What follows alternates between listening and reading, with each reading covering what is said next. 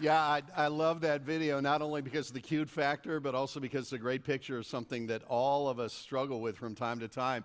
It's that struggle when we're making a decision whether to give in to something that seems appealing in the moment or to hold out for something better in our future. It's that decision between, immediate gratification or living for God's long-term blessing in our lives. And so we're going to talk about that today. Great to have you guys here today. My name is Mark. I'm one of the pastors here at Parker Hill. Let me give a big shout out to those of you who are joining us on Church Online, watching from wherever you happen to be right now. Great to have you guys with us as well. Hey, everybody in the room, let's make the online audience feel welcome and a part of what's happening here. So excited that you're here as we begin a brand new year and a brand new teaching series called How Not to Be Your Own Worst Enemy. Because here's the truth about all of us, we all have the potential of becoming our own worst enemy. I know that's certainly true for me, that oftentimes my worst enemy is the guy I see in the mirror. Like the biggest problems in my life, if I could trace them all back and be honest with myself, they're usually problems that I've created without much help from anybody else. And so all of us can become our own worst enemy. I was trying to think of an example in my own life that I could share with you of a time when I've been my own worst enemy, but everything that came to mind was like I was too embarrassed to share publicly and online. So instead of sharing like a serious one, I'll share a humorous one. So a little over a year ago, I was performing a wedding ceremony. I was officiating in a wedding. And it was a beautiful outdoor wedding at this beautiful venue. And after the ceremony was over and after all the pictures had been taken, we were going to go into the reception hall for the wedding reception. And the plan was this. The DJ was going to introduce the parents and the wedding party. And then right after that, my job was to pray, and then we would eat dinner, okay? So I go into the reception hall, and instead of sitting down, I wanted to stay near the front so they wouldn't have to look for me to hand me the microphone.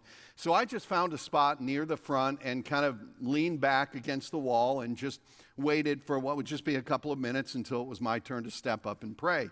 And so in this room, they had like windows on all the outside walls with a windowsill like about that high. So I'm just kind of leaning back here. And so they're introducing the wedding party, and I'm just enjoying the moment. It's my niece's wedding, and it's just a lot of fun, a lot of celebration. And then I smell this odor, like something was burning. And I thought to myself, oh no, somebody forgot to take the food out of the oven. I hope the meal isn't ruined, because that would be kind of a bummer at your reception. And I'm standing there, and the wedding party is still coming in. And I look over at this table with some friends of mine who attend the church, and they're all looking at me with this very strange look in their eyes, this like look of urgency. And I look around and I notice that every windowsill has a candle on it, an open candle, including the windowsill behind me.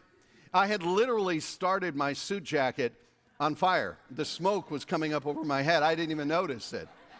I took it off and I kind of put it out and then went up to pray. I was still smoldering as I was praying, but I had to eventually, of course, replace the suit.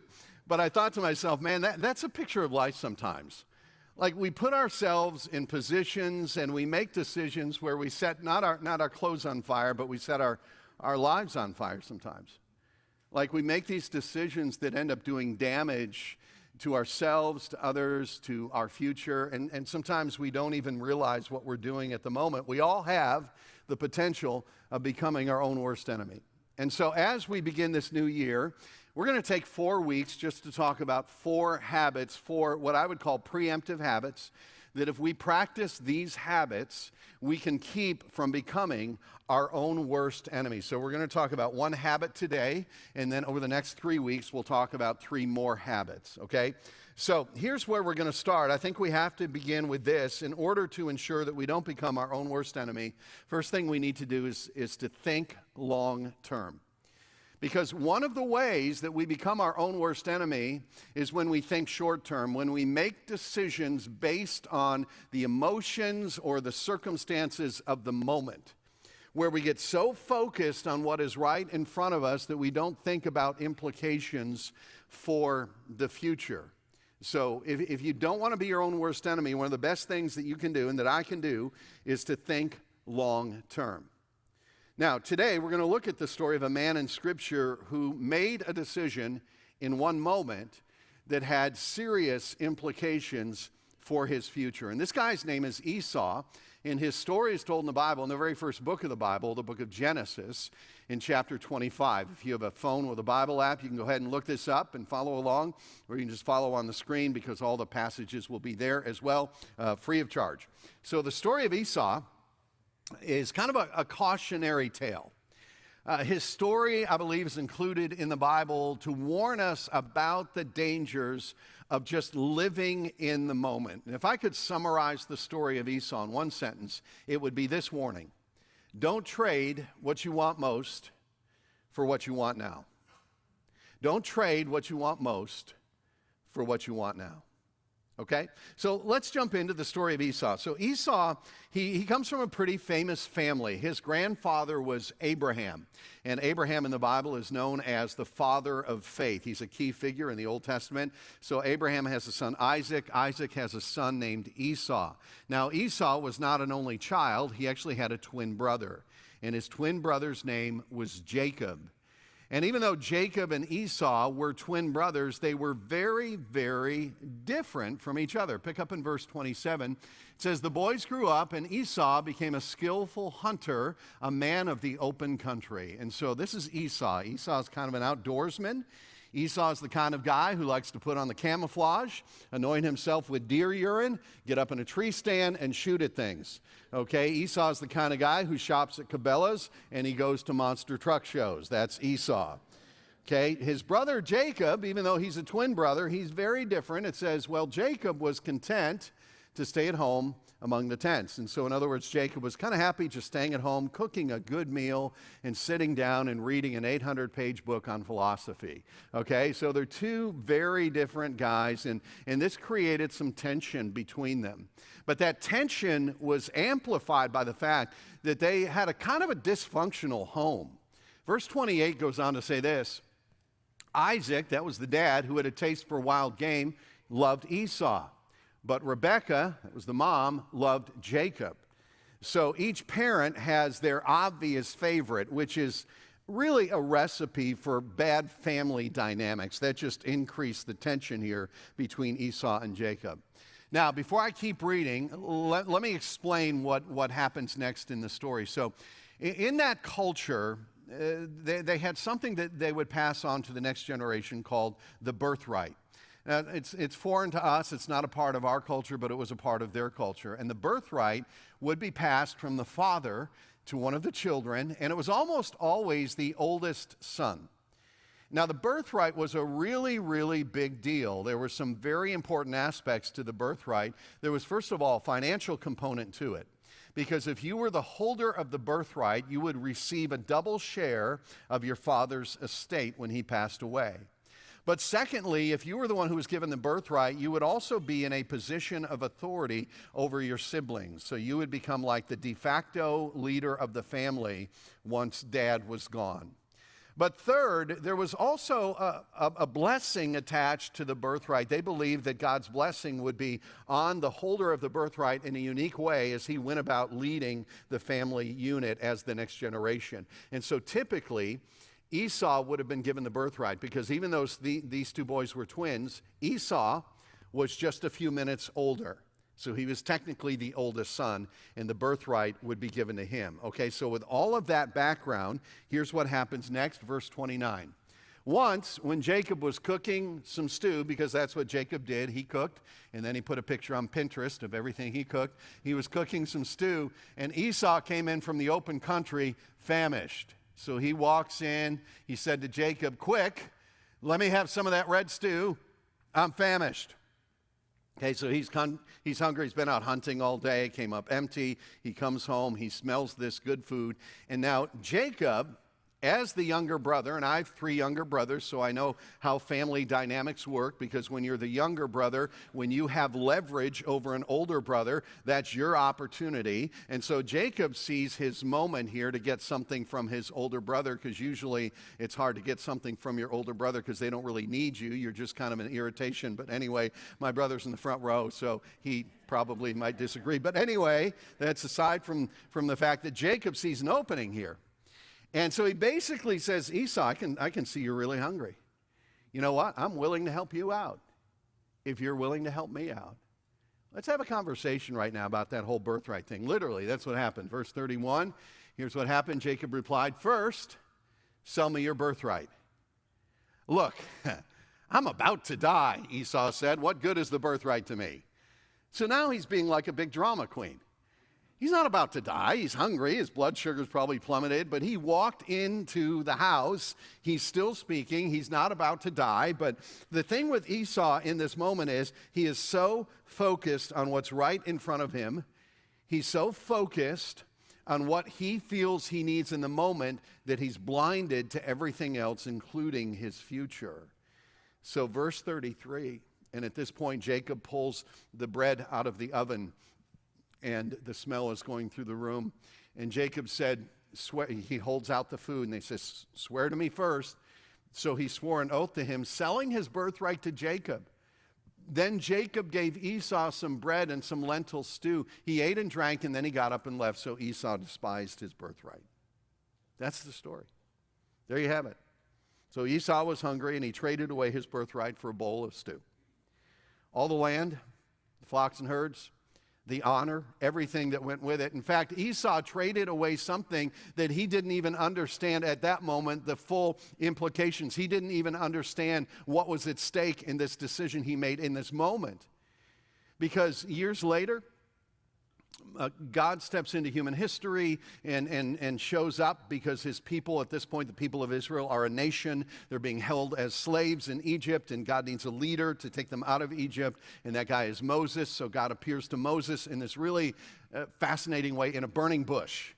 And God introduces himself to Moses, and then he said, "I'm the God of Abraham, the God of Isaac, and the God of Jacob." In fact, about a dozen times in the Bible, you see this phrase where God is described as the God of Abraham, Isaac, and Jacob. You know what that could have said? Do you know what that should have said? The God of Abraham, God of Isaac, and the God of Esau.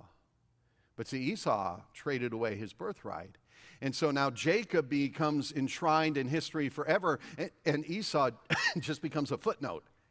And then hundreds of years after this, God steps into human history again, this time in the form of his son Jesus. Jesus comes into the world to be a savior, to die, to forgive us from the guilt and shame of our sin. Matthew, one of his disciples, tells the story of Jesus in the Gospel of Matthew in the New Testament. And he begins by describing the birth of Jesus not with a manger in Bethlehem, but with his family line, his lineage. Here's how Matthew 1 begins. "This is the genealogy of Jesus, the Messiah, the son of David, the son of Abraham." And then it begins. Abraham was the father of Isaac, Isaac the father of Jacob. Then it goes on, Jacob the father of, not Esau. See, Esau would have been in the lineage of Jesus Christ himself, but see, he gave up this legacy, he gave up what God had for him, all for a bowl of stew. Now, when you read this story in the Bible, you think to yourself, that is ridiculous. That is like the worst trade ever in human history. Who would ever do that? Who would ever trade their entire future for this momentary gratification? And we could just have fun talking about Esau all day and pile on and make fun of him. But I think a more profitable use of our time would be just to admit that we can all do the same thing. Every single one of us. We can trade what we want most for what we want now. Like the young married couple who dreams of owning a home or someday having sufficient money that they can retire kind of comfortably, but then they make impulsive spending decisions and rack up thousands and thousands of dollars of consumer debt. Do you know what they're doing? They're trading what they want most for what they want now. Or the young woman on a college campus who wants to feel loved and wants to feel accepted. And eventually she gives into the pressure of the hookup culture on almost every college campus, and she surrenders her purity. But then the next day the guy dumps her and she just feels used. But she gave up what she wanted most for what she wanted in the moment. Or like the dad who wants to have a great relationship with his kids. He wants to be a good father, and he wants his kids to grow up to love him and respect him. But then he takes an opportunity for a job with a higher salary, a few rungs up the ladder, even though it means he's got to travel a lot more and be home a lot less.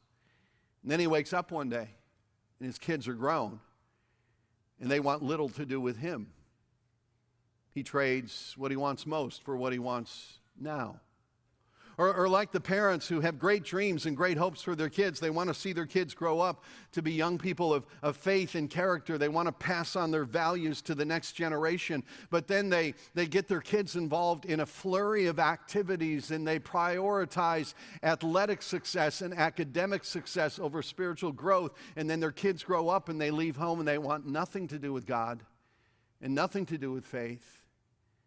And the parents' hearts are broken, because they traded what they wanted most for what they wanted in the moment. See, the truth is we're not that different from Esau.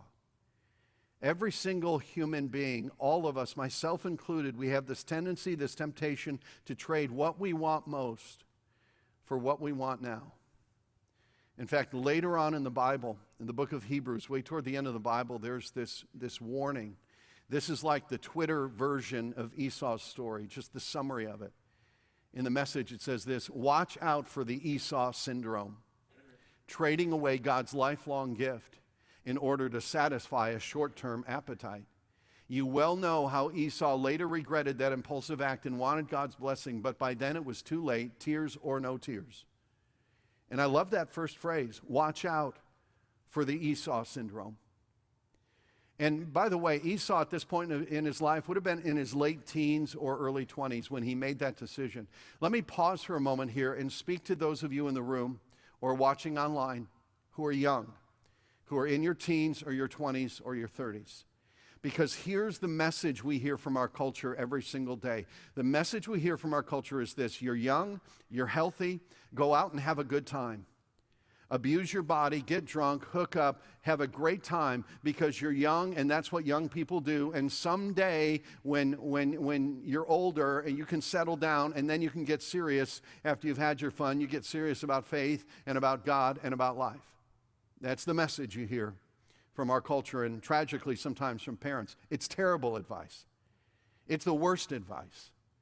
Because when you're young, that's when you are making decisions that will set you on a particular trajectory. And there are people in this room who are my age who would love to go back to where you are at your age and be sitting in the seat that you're sitting in right now and be able to make some different decisions about relationships or finances or careers that they made when they were young that put them on a certain path. Watch out for the Esau syndrome. Now, in the rest of my time, I want to get very, very practical about this, okay? Very practical, because one of the ways to not become your own worst enemy is to think long term. But how do you get in the habit of thinking long term? How do you actually do that? I want to give you a very simple two-step process, okay? Step number one is this: choose your destination. In other words, you begin by asking yourself, what kind of person is God calling me to be? Where do you want to end up in life? What do you want to become? What is your destination? Okay? Think of it like this. Whenever I drive somewhere that I've never been before, I always use one of these. This is a GPS. I used to actually have a GPS. Now I just use my smartphone, which has the GPS built in. But I think GPS is great. Personally, I think GPS is one of the greatest inventions since the Krispy Kreme donut, which was also pretty awesome. But GPS is great because it'll tell you exactly where to go on the whole trip, where to turn. It reroutes you when you get lost. It even gives you an estimated time of arrival. I mean, GPS is so great. It's so helpful. But here's the thing, if you're going to use the GPS, there's one very important piece of information that you have to have in order for it to work. Do you know what you have to do? You've got to input the address. You've got to give it the destination, because once you give it the destination, the GPS will help you get there. But if you don't know where you're going, GPS is of no help at all. It's kind of like the Cheshire Cat in Alice in Wonderland, who said to Alice, if you don't know where you're going, any road will get you there. And if you don't know where you're going in life, you're just going to end up on any road that probably won't take you anywhere. So the first thing you have to start with is to ask yourself this question: where do I want to end up? What do I want my destination to be? What do I want my life to look like? What do I want my relationships to look like? What do I want my family to look like? What do I want my finances to look like? What do I want my relationship with God to look like? Someday when I celebrate my 85th birthday and I'm looking back, what do I want to look back on? What do you want to do with your life? Or better yet, if you're a Christian, if you're a follower of Christ, what does God want you to do with your life? What is God's calling for you? There was a book that came out some years ago called Shoe Dog, and it's written by Phil Knight. Phil Knight was the co-founder of Nike, and this was his autobiography. And there are a couple of sentences in the book here that I thought were really insightful. He writes this. He says, "I tell men and women in their mid-20s not to settle for a job or a profession or even a career. Seek a calling. Even if you don't know what that means, seek it." He goes on to say, if you're following your calling, the fatigue will be easier to bear, the disappointments will be fuel, and the highs will be like nothing you've ever felt. Now, he's not speaking as a Christian. He's just speaking from a business perspective. But if you would describe yourself as a follower of Christ, if you would describe yourself as a Christian, what he's saying there is even more important. Because God rescued you and redeemed you, and he has a calling for your life. See, God didn't save you just so that you wouldn't go to hell. God saved you so that you could storm the gates of hell. God saved you because this is a world that is dark and needs light, and he has a calling for you to step into this world and step up to your calling and be salt and light and make a difference. And so the question you have to ask when you're thinking about your destination is this question: what is God calling me to do? And it can be hard to live up to your calling even when you know what it is, because there are all these other things that distract us, these momentary temptations and pleasures. But you got to start there. Choose your destination. So let me give you a homework assignment, because I know how much you love coming to church and getting a homework assignment.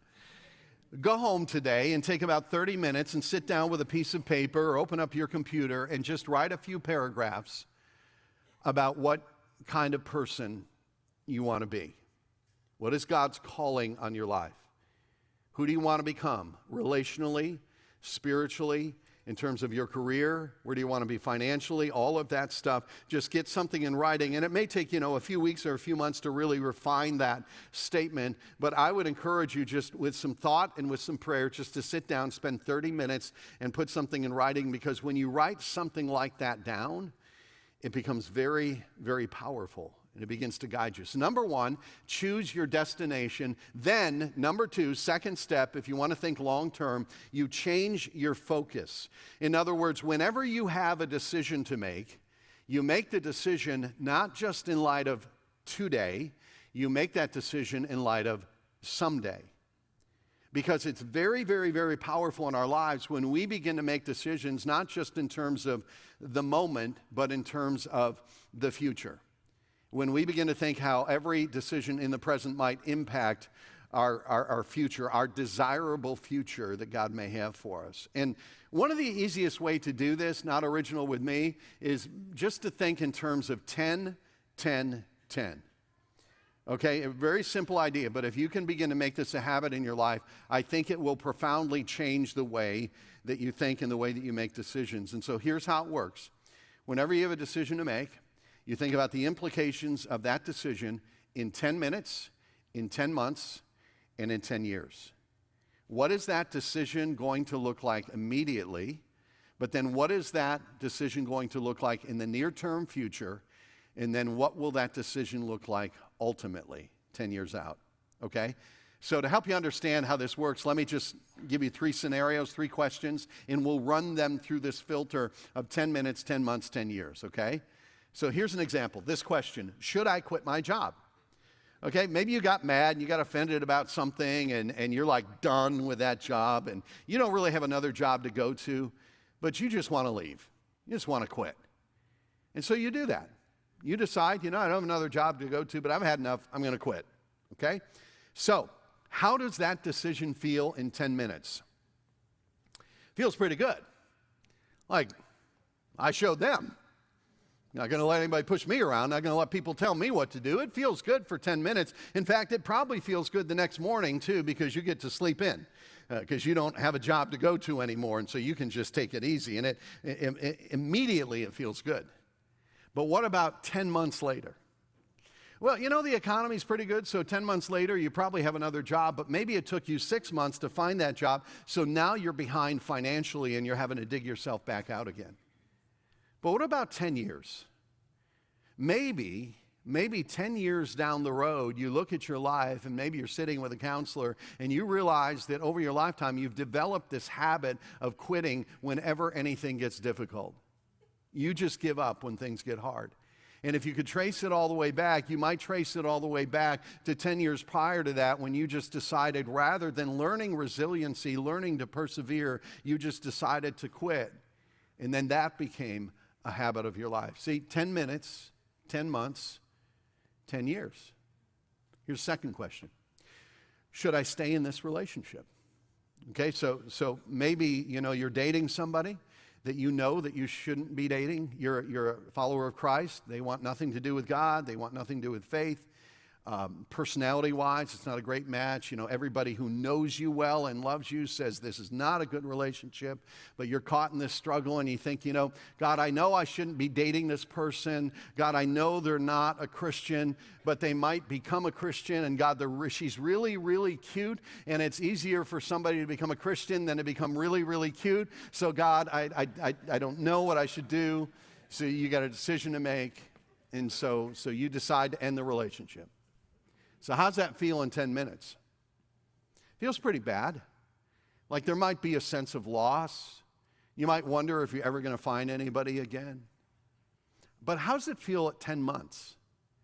Well, probably by 10 months, you've moved on, and maybe at 10 months, you discover that, your faith is growing deeper and you're closer to God than you've ever been before, and you're making better choices because now you don't have somebody in your life who's kind of holding you back. And at 10 years, maybe at 10 years, you're married because you waited until you found somebody with whom you were compatible.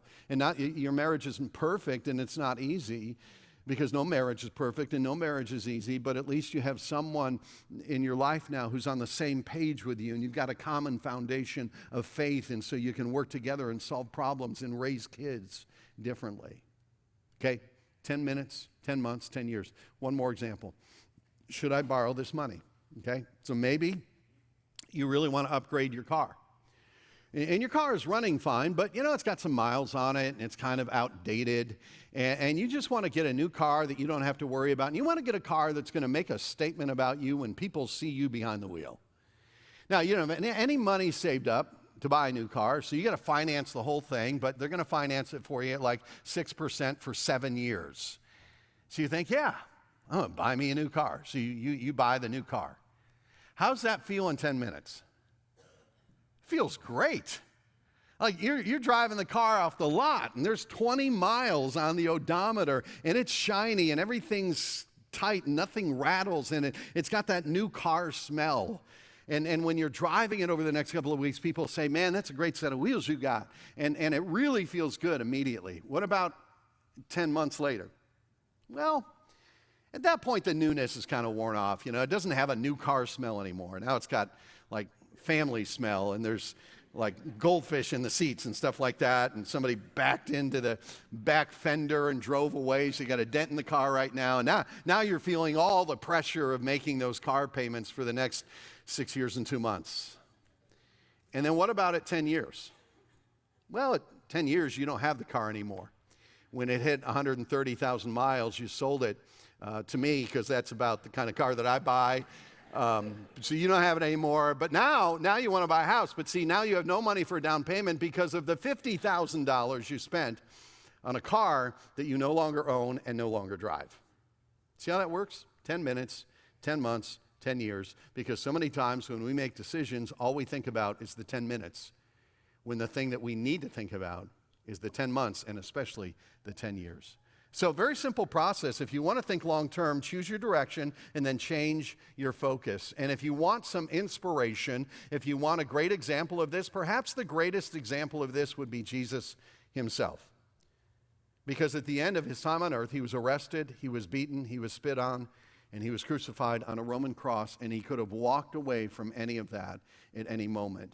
And you have to ask yourself, what was it that gave him the strength to endure all of that? And you find the answer again in the book of Hebrews. It says, let us run with perseverance the race marked out for us, our calling. Let us pursue that calling that God has on our lives. How do we do that? Fixing our eyes on Jesus, the pioneer and perfecter of faith. For the joy set before him, he endured the cross, scorning its shame, and sat down at the right hand of the throne of God. He was able to endure a cross and scorn its shame for this reason, for the joy set before him. Let me ask you a question. What was the joy set before him? The joy set before him was you, and it was me. It was the joy of redeeming a people to call his own. That was his focus. See, and if Jesus could do that with the cross, if he could do that when he was facing death, then we can certainly change our focus on what God is calling us to and the glory that awaits us as we endure the things that may threaten our future. Now, I'm going to wrap up here in a minute, but before I do that, I just want to speak a word of grace that some of you may need to hear. Because sometimes you can hear a message like this, and it can be kind of discouraging. And there may be some of you sitting here who think, man, I wish I could go back 20 or 30 years and just make some decisions differently. Because here's the tension in giving a message like this. When I give a message like this, I know that I'm not speaking to perfect people, and I know that I'm not speaking as a perfect person. And so in some sense, it can be discouraging to hear a message like this. Because listen, you can't uneat the stew that you've already eaten. None of us can, myself included. So you may be sitting here thinking, well, thanks. I guess I'm Esau. That's fantastic. Think I'll go have some more stew. In fact, I'll take some stew to go, because at this point, what does it matter? And if you feel that way right now, here's what I want you to hear from this entire message. You'll want to hear this. That no matter where you find yourself today, no matter what road you're on, God is with you and he's for you. And he can love you and forgive you and restore you and bless you. And God can even leverage our worst decisions for his good purposes. So listen, if you're not dead, God's not done. If there's still a breath in your body, there's still a calling for your future. You just take this moment right now and you say, God, from this point forward, I'm going to listen to you, I'm going to follow you, I'm going to worship you, and I'm going to make every decision with a long-term perspective, anticipating what you have for me, trusting you for what you have for me in the future. Okay? So as you leave today, we want to give you something as you go, just to help you remember what we've talked about today. So we're going to hand these out at the doors. On your way out, please take one. This is what's called a mirror cling. So what you do is you take off the backing and you put it on a mirror that you would look into every day. And there's no adhesive on the back. It's just static cling, so you can always take it back off again. But it's a picture of binoculars, because binoculars are what we look through to see way off in the distance. And so here's the idea. So you put this on the mirror where you get ready every morning. And so when you're getting ready for the day, you see this as a reminder to think long term. So you say to yourself, today I'm going to make every decision in light of my future destination, in light of my calling. So I'm going to think long term, not short term. Okay? So, and here's the cool thing. Every week during this series, as we talk about these 4 different habits, we're going to give out a different one of these mirror clings. So if you come all 4 weeks, you get the entire collection. And that's not all, you know. Okay, what a church. Isn't this great? So you can get the whole collection. If you're watching online, email us. Every week we'll send you one of these in the mail, okay, so that you don't miss out on this fantastic opportunity. All right, so take one of those on your way out and take some time just to think about, what is my destination? What is my calling? Just write that out and then remind yourself every day to pursue this habit so you cannot be your own worst enemy, okay? All right, let's stand together. I'm going to pray, and then we'll let you go home. God, it's been good to be here today as we begin a brand new year. I pray that we would begin a new year with a new perspective and a commitment to live wisely and to look not only at what's immediate, but what is ultimate. We thank you for the message of the gospel, that we have a Savior who loved us enough to push through a cross for the joy set before him. May we push through whatever we're faced with for the joy that you promised to us. And I pray that in Christ's name. Amen. Hey, great to have you guys here today. We'll see you next week for week 2.